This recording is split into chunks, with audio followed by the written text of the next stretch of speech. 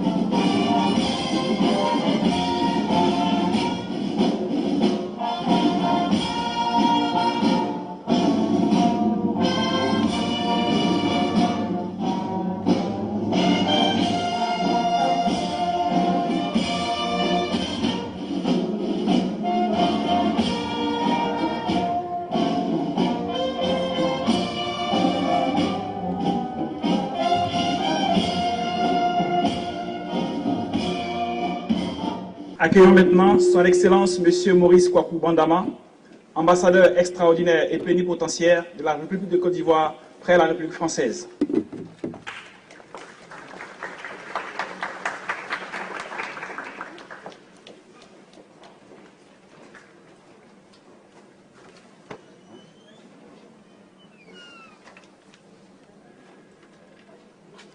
Bonjour à tous, bonjour. Merci d'être venu. Bonjour.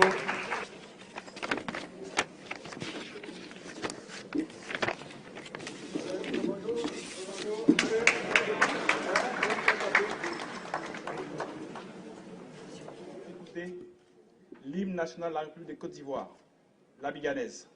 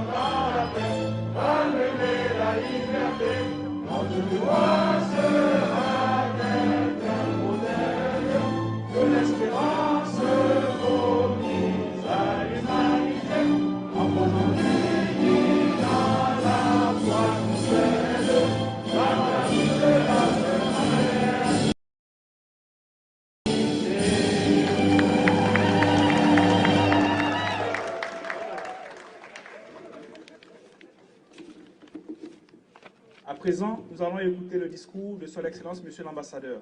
Excellence, c'est quand vous voudrez.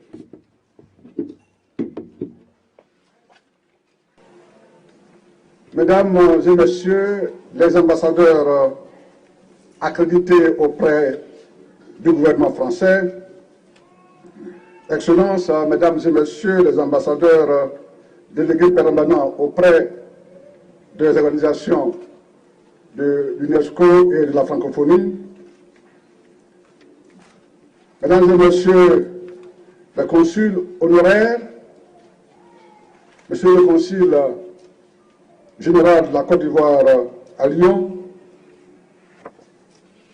personnel diplomatique ivoirien, Mesdames et Messieurs, chers parents, chers invités, membres de la communauté ivoirienne résidant en France,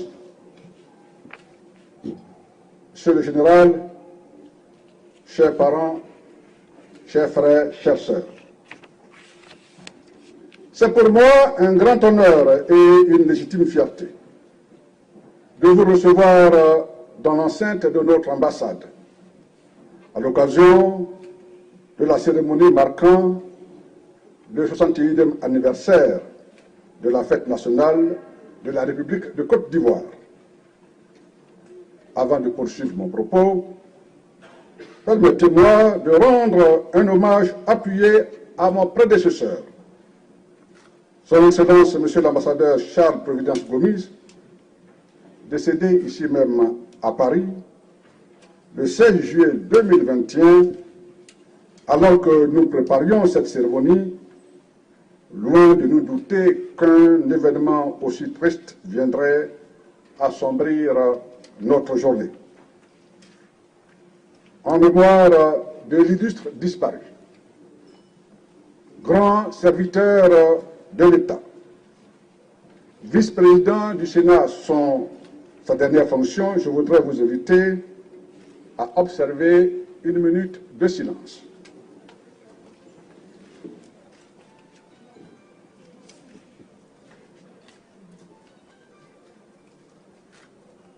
Je vous remercie.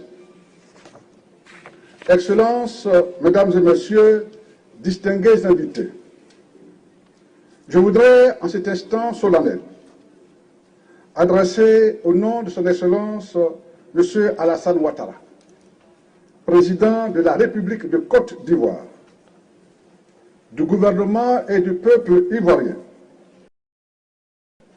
mes très vifs et chaleureux remerciements au gouvernement français, aux représentants des pays et des organisations internationales, des milieux des affaires et de la société civile venus nous soutenir et partager avec nous ces moments de bonheur.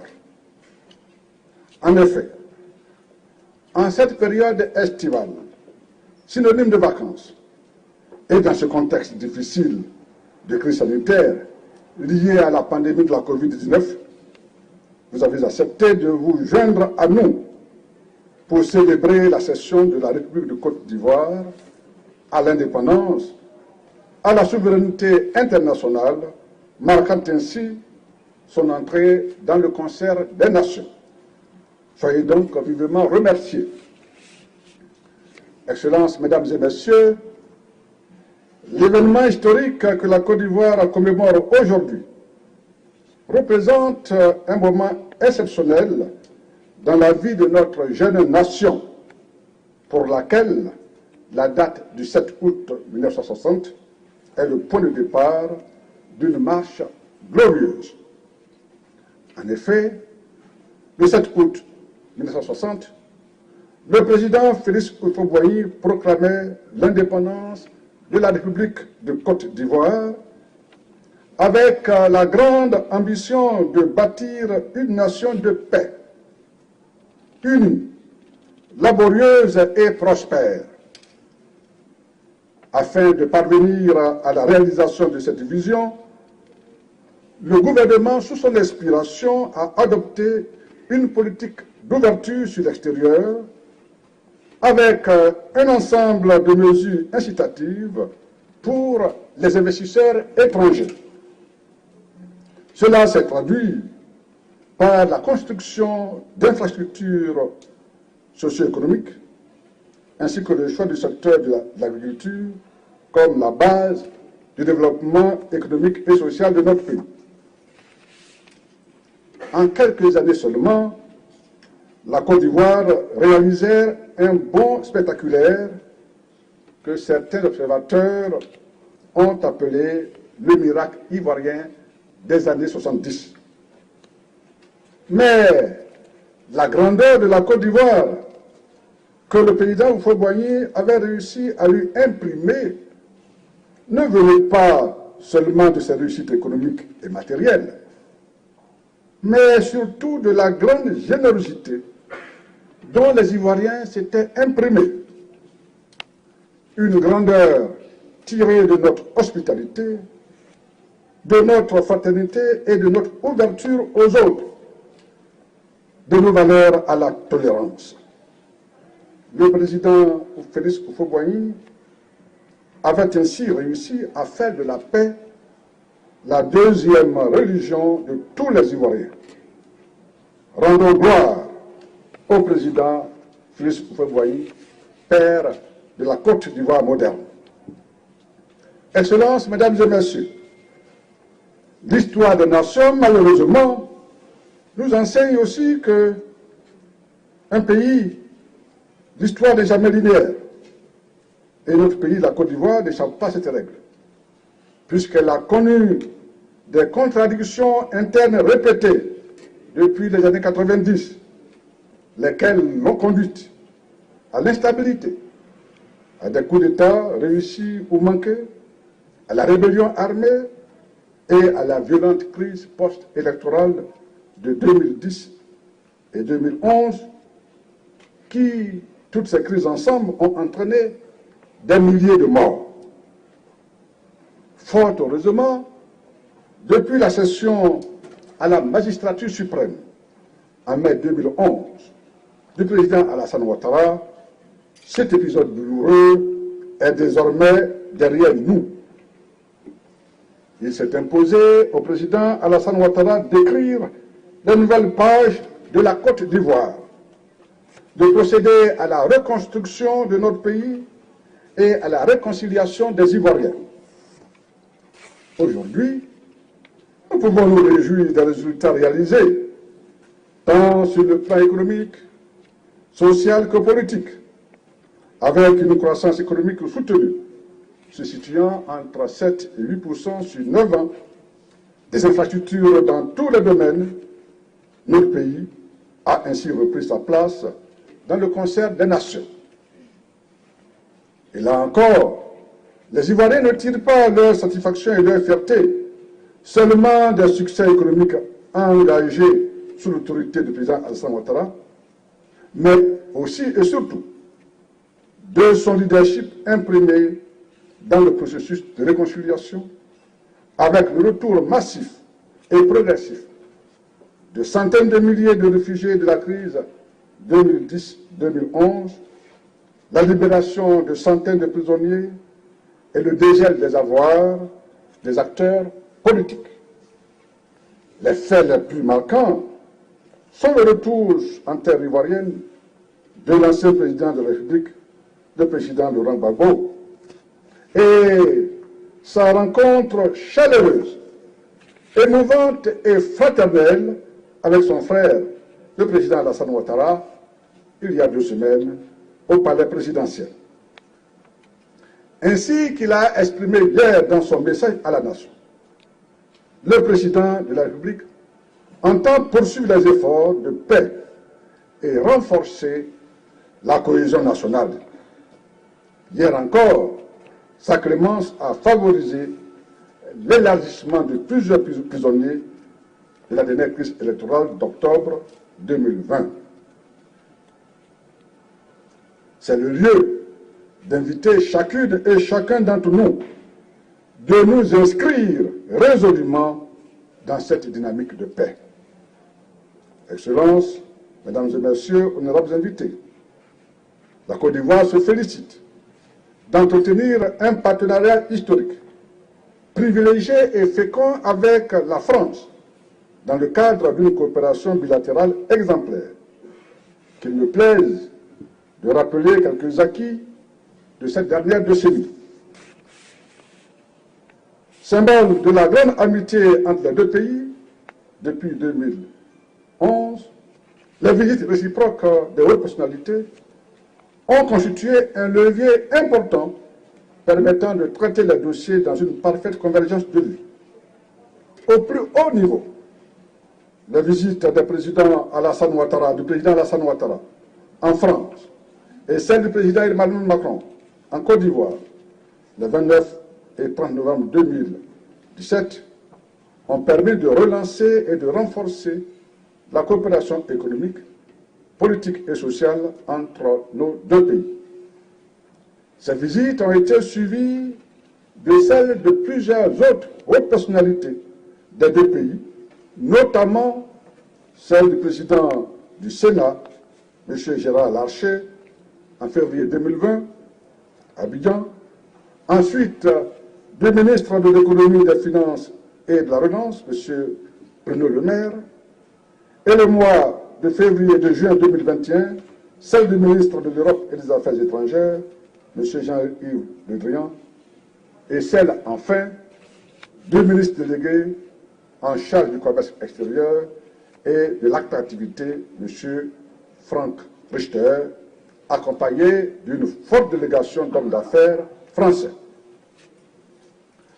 Classé troisième pays investisseur en Afrique subsaharienne, la France compte à ce jour plus de 700 entreprises implantées sur le sol ivoirien, la plus forte implantation étrangère en Afrique au sud du Sahara, totalisant plus de 110 000 emplois. La nouvelle vision du président Emmanuel Macron, portée sur les relations entre la France et l'Afrique, a consisté à créer le Conseil présidentiel pour l'Afrique, qui ouvre ainsi de nouvelles perspectives de soutien en faveur de l'entrepreneuriat des diasporas et l'accompagnement des binationaux dans la réalisation des projets d'investissement dans leur pays d'origine. À cet égard, la Côte d'Ivoire se félicite de la convention de partenariat signée le 22 mai 2021 entre notre pays, représenté par le ministre de la Promotion de la Jeunesse, de l'insertion professionnelle et du service civique et le coordinateur du Conseil présidentiel pour l'Afrique, où plus d'1 200 000 de nos compatriotes ont déjà reçu une première dose de vaccin. La Côte d'Ivoire bénéficie du soutien de l'opération COVAX comme celui de la France. Au niveau de la sécurité militaire, la construction à chaque ville, en Côte d'Ivoire, de l'Académie internationale de lutte contre le terrorisme avec le concours de la France donne une chance supplémentaire dans la stratégie sous-régionale de lutte contre l'insécurité et le terrorisme. Excellences, Mesdames et Messieurs, après avoir rappelé ces moments de la coopération bilatérale entre la France et la Côte d'Ivoire, qu'il me plaise de vous annoncer que notre pays vient au niveau culturel d'obtenir lors de la 44e section du comité du patrimoine mondial de l'UNESCO tenue en Chine, l'inscription sur la liste prestigieuse du patrimoine mondial de l'UNESCO 8 mosquées de type soudanais situées dans le nord de la Côte d'Ivoire. Je voudrais aussi ainsi adresser mes sincères et chaleureuses félicitations à notre homologue, notre sœur, à notre ambassadeur auprès de l'UNESCO, Son Excellence Denis Hufobwany, ici présent, que je voudrais que nous félicitions, que nous applaudissions très chaleureusement. Je peux témoigner que Mme Denis Hufobwany est une grande défenseur de la Côte d'Ivoire à l'UNESCO. Dans mes anciennes fonctions de ministre de la Culture, j'ai pu la voir à l'œuvre, défendant avec vaillance et brio les dossiers de la Côte d'Ivoire. Et cette inscription vient ainsi couronner encore ces efforts. Merci, chers sœurs, à vous et à tout le personnel de notre délégation à l'UNESCO. Encore bravo. Cette inscription n'aurait pas pu se faire sans le soutien des organes de l'UNESCO, avec à leur tête Madame la Directrice Générale, Madame la Ministre Audrey Azoulay, et les États membres de l'organisation, dont la France, la Chine, la Russie, le Mali, qui a vaillamment porté le projet, le Gabon, le Sénégal, l'Afrique du Sud, tous les pays du groupe africain à l'UNESCO, dont la solidarité a fortement favorisé l'inscription de ce bien. Je veux aussi saluer le Centre du patrimoine africain pour son appui significatif. Je n'oublie pas dans cette adresse Madame la ministre Alette Badou Nguessan, ministre ivoirienne de la Culture et de l'Industrie des Arts et du Spectacle, et son équipe pour avoir mené ce projet à son terme. Une bonne nouvelle ne vient jamais seule, qui me plaise donc de saluer et de féliciter mon homologue, Madame l'ambassadeur Liliane Massala, ambassadeur haut représentant de la République gabonaise près de la République française, représentant permanent du Gabon auprès de l'OIF dans le pays de Gabon, un pays cher aux Ivoiriens, depuis le président Félix Houphouët-Boigny et le président El Hadj Omar Bongo, jusqu'au président Ali Bongo et Alassane Ouattara, le Gabon, dis-je, qui vient d'obtenir l'inscription de l'important parc national d'Ivendo au patrimoine national, au patrimoine mondial de l'UNESCO. Félicitations au Gabon, félicitations à Madame l'ambassadrice. Permettez-moi, Excellences, Mesdames et Messieurs, de m'adresser de façon spécifique à mes compatriotes ivoiriens ici rassemblés. Chers concitoyens, chers frères et chères sœurs, notre mission en tant qu'ambassadeur de la République de Côte d'Ivoire, près la République française, est aussi d'œuvrer à la cohésion sociale au sein de la communauté ivoirienne. Aussi, dès ma prise de fonction en juin 2021, en 2020 plutôt, dans un contexte sanitaire difficile, j'ai organisé des rencontres avec tous les membres de notre communauté à travers leurs fêtières vivant dans ce pays ami, par le biais, comme je l'ai dit, de leurs fêtières et différentes associations. J'ai également accordé des audiences, quand cela était possible, bien sûr, à tous ceux qui l'ont souhaité, afin de me rendre plus proche de vous, d'être à votre écoute. Pour mieux vous servir, j'ai initié des échanges périodiques à travers des visioconférences, en attendant l'amélioration de la situation sanitaire. Un autre volet de notre mission, vous concernant, est de vous inviter et vous aider à vous impliquer davantage dans le développement économique de notre pays, indépendamment de l'assistance ponctuelle que vous pouvez recevoir, comme ce fut le cas dans le cadre de l'appui du gouvernement aux victimes de la Covid ici en France. Nous avons initié des activités et des actions dont le plus important est la création ici à l'ambassade du Fonds spécial des jeunes de la diaspora. Doté d'une première enveloppe de 1,5 milliard, ce fonds a pour but de financer les projets à réaliser en Côte d'Ivoire. La première vague de bénéficiaires de ce fonds a permis à 15 jeunes entrepreneurs de recevoir des chèques d'une valeur de 355 millions de francs CFA, soit 511 000 €. Et la deuxième phase en cours a déjà enregistré plus de 200 candidatures. Je vais vous dire que nous travaillons pour que les Ivoiriens puissent investir dans leur pays avec l'appui de leur pays. Je vais maintenant m'adresser à nos jeunes étudiants, qui est une frange importante de notre diaspora, et leur dire que nous nous tenons à leur disposition pour les écouter, les orienter et les soutenir. D'ailleurs, ils peuvent déjà initier des projets et souscrire au fonds de la diaspora.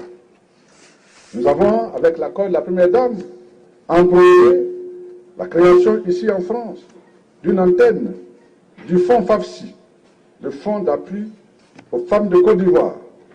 Ce fonds est à l'étude et il va pouvoir bientôt être mis en œuvre. Toutes ces initiatives au profit de notre pays et de vous, nos compatriotes, doivent nous inciter à un engagement en faveur de la consolidation de nos liens fraternels, de la cohésion sociale et de la réconciliation nationale. Je voudrais vous rassurer que nous travaillons dans l'intérêt supérieur, sous l'instruction du chef d'État, de tous les Ivoiriens, ici, en France, sans distinction de parti, de religion ou de région. Je voudrais saisir cette occasion pour adresser à mes collègues de l'ambassade, à nos collaborateurs de l'ambassade, à nos travailleurs toutes mes félicitations et ma reconnaissance pour leur engagement à nos côtés, leur dévouement et leur disponibilité. À vous tous, je vous invite de taire nos divergences, de surmonter les blessures et les frustrations, à proscrire les invectives sur les réseaux sociaux pour nous inscrire résolument dans la démarche collective de décrispation, conformément à la volonté du chef de l'État. C'est ainsi que nous pouvons apporter notre part de contribution à l'œuvre de réconciliation nationale. Je vais terminer en vous invitant, chers compatriotes, au respect des lois et règlements de la France, pays ami qui nous fait l'honneur de nous accueillir sur son territoire. Je voudrais terminer mes propos en renouvelant mes remerciements à vous tous pour votre présence et vous inviter à nouveau à saluer la Côte d'Ivoire par des applaudissements. Vive la Côte d'Ivoire, vive la coopération entre la France et la Côte d'Ivoire. Je vous remercie. Nous allons assister au retrait du drapeau, dans le respect du drapeau de la nation.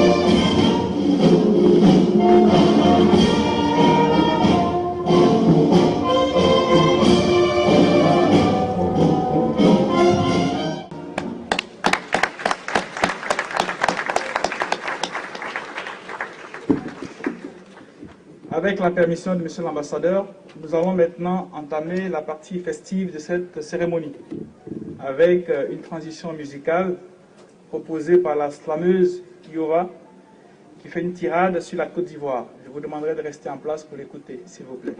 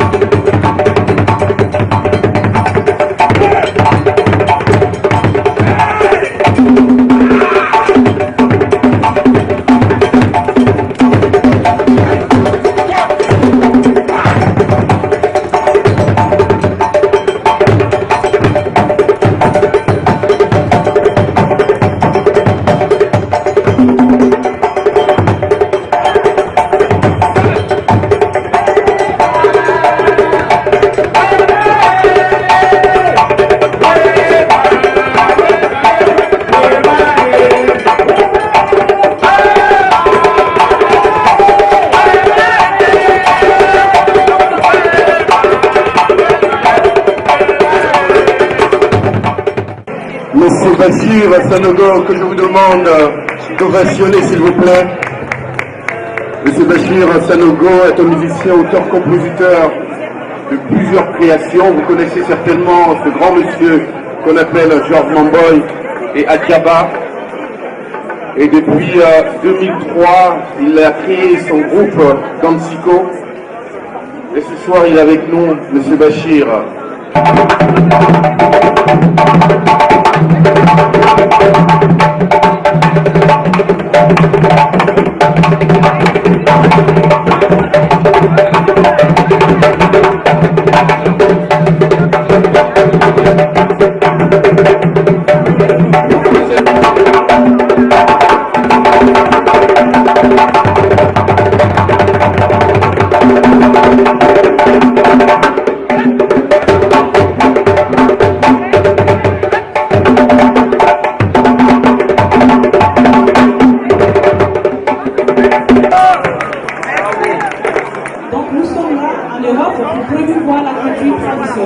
C'est-à-dire la costume, la tenue traditionnelle et les objets traditionnels en Europe.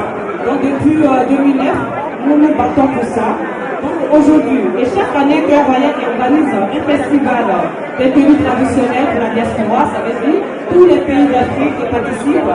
Et il y a eu toujours la belle tenue traditionnelle de l'année. Donc on a déjà fait 2e édition, l'année prochaine il y aura 3e édition. Aujourd'hui nous sommes là pour défiler, nous sommes invités par l'ambassade de la Côte d'Ivoire pour une première fois, ça fait plaisir. Donc vous pouvez présenter les ethnies de la Côte d'Ivoire. La tenue Adjoukrou, elle est toute seule, elle va faire son entrée. Voilà, la tenue, c'est cette tenue Adjoukrou, elle est portée, elle est portée au cours d'un accouchement. Quand les filles sont circoncisées, et même pour la dot, on porte cette tenue. Donc, excusez, pardonnez. Désolé, excusez-moi. Mes mamans sont là pour me mettre. Donc, voilà, cette tenue, elle est présentée comme ça. C'est une tenue de la Côte d'Ivoire. Donc, ma fille, vas-y. Accouchez-moi.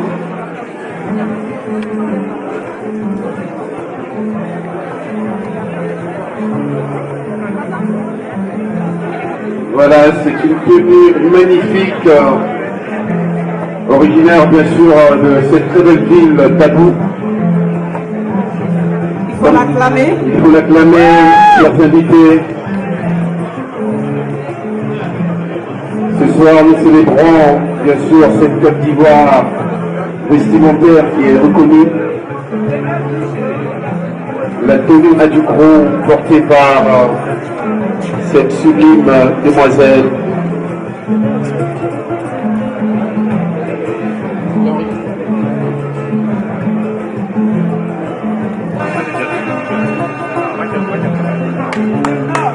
Il faut acclamer le nom de la Côte d'Ivoire, notre beau pays, la Côte d'Ivoire. Un jeune qui fait du balafon, tu fais rentrer les chefs.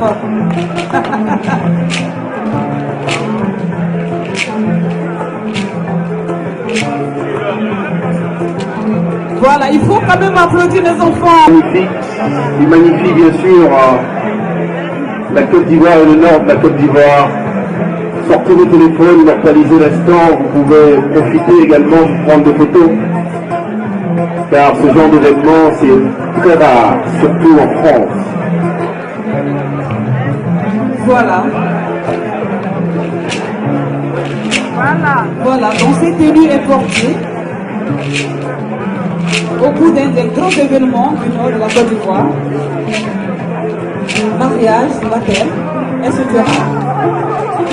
À ce moment, on fait sortir cette tenue pour parler de la culture, des traditions des chez nous. Ça, c'est un jeune qui tient le coup à la fin de la Côte d'Ivoire.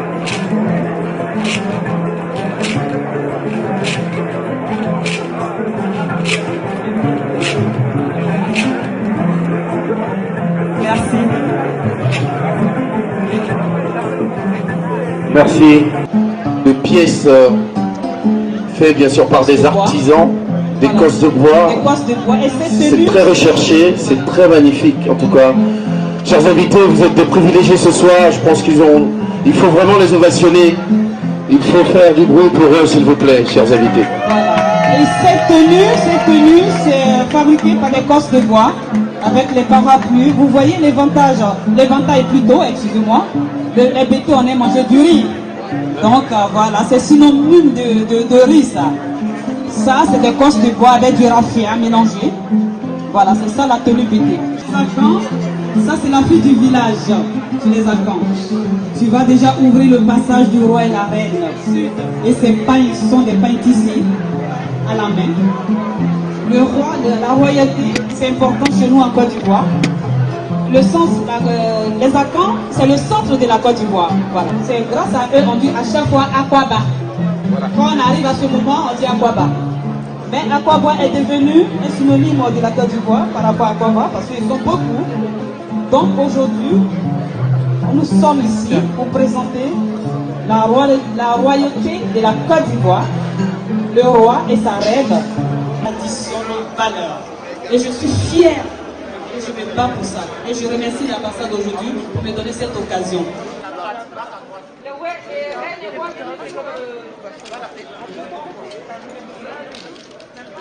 C'est pour nous la Côte d'Ivoire, c'est chez nous la Côte d'Ivoire. Wow. Si nous ne faisons pas la paix, personne ne viendra le faire pour les Ivoiriens. La paix, là-bas, la paix. Ici, la paix. Caméraman, la paix. Maman Nimfola, la paix. Maman chérie, la paix. Quelle est mon idée entre des frères? Quelle est mon idée entre nous les sœurs? Quelle est mon idée? La paix, la paix, la paix, la paix. En Côte d'Ivoire, la paix. En Côte d'Ivoire, la paix. En Côte d'Ivoire, la paix. Quelle est mon idée? Quelle est mon idée?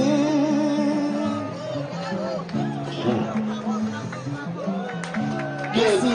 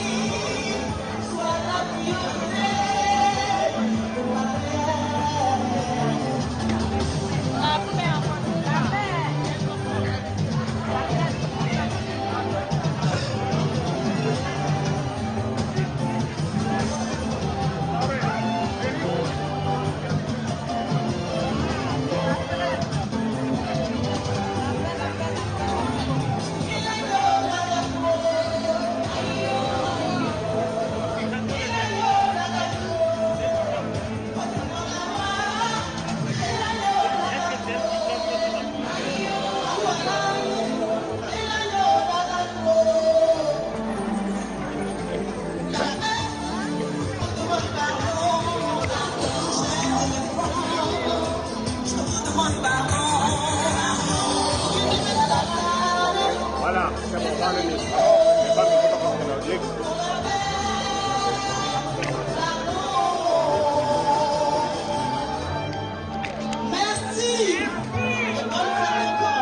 Merci à l'artiste, quelle voix, quel talent.